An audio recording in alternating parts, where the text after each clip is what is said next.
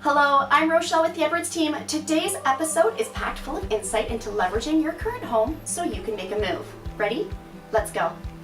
When you're thinking about upsizing from your first home, it can feel a bit like being a first-time buyer all over again. We're sitting down with Lindsay Bishop of the Mortgage Teacher team to drop some knowledge so you can go from dreaming to looking with confidence. Lindsay, thanks so much for being here. Thanks for having me, Rochelle. All right, so we're breaking this down into 3 of the most common scenarios. Ready? Yep, let's do it. You're living in a 2-bedroom condo and are expecting your second baby. The dog would love a yard, you'd love a little more space in the kitchen, and a garage would be really nice. You bought the condo 5 years ago for $225,000 with 5% down. It's now worth $300,000. Ideally, you want to sell and buy a detached, but will settle for the right semi or townhouse. Lindsay, what's the strategy here? Well, I'd say if the plan is to sell your current place to upsize your home into something bigger, the first plan of attack is to assess your current mortgage. So we'd look at your amortization, your renewal date, your current rate, and in some cases, it'll actually be cheaper to port your mortgage over and increase it to whatever you need. That means there's no penalty and we simply just increase it. Other cases, it might be cheaper to break your mortgage in order to get a brand new one. So this will all depend on your current mortgage details, and I would just advise to go with the cheapest option in the end, and we just have to look at that to find the best plan for you. So round 2, second scenario here.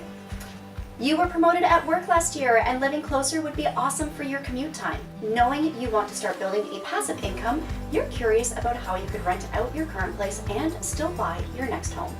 You bought the condo for $317,000 with 5% down. It's now worth $390,000. Lindsay, what are the options? I do help clients quite a bit with this scenario, and it is pretty cool to be able to leverage your current property to buy a new one to live in while renting out your old place. So it will all depend on affordability, credit, income, make sure you can carry both homes, and as long as the numbers work, you only have to put 5% down on the new place. This is a detail a lot of people don't know, but if it is a rental property you're buying, it is still 20% down. But in order to pull the equity out of your home, we'd simply refinance that condo in order to get the down payment to the new place.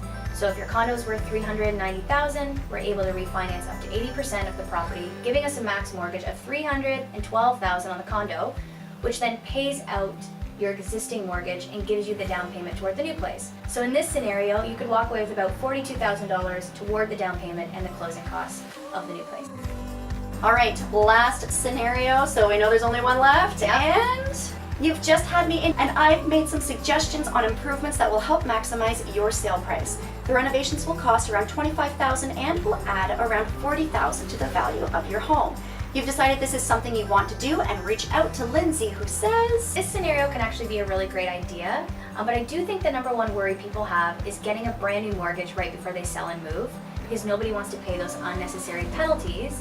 So we would have to take it case by case, whether we go back to your existing lender to add some money for the renos, or if it's cheaper to move the mortgage somewhere else because we're going to port that anyway, because most, if not all, mortgages are portable. So our plan would be to consider your next move, how much you'd potentially sell for, and also have to look at what you would require in a new mortgage, and that way we're making sure you're not stuck and you've hopefully made more from your sale because you have taken that money out for the upgrades up front.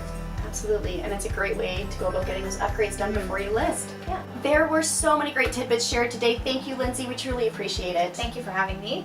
Because every scenario is so unique, where can people find you to ask about their situation? So Instagram, lindsay.mortgageteacher, or my Facebook, which is Lindsay Bishop Mortgage Teacher, or just by email or phone. Perfect. Be sure to go check her out and give her a follow for more of these great insights.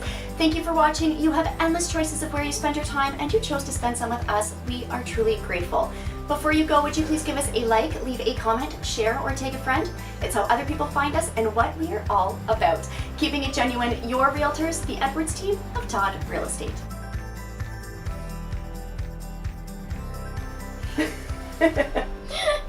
And it's already going.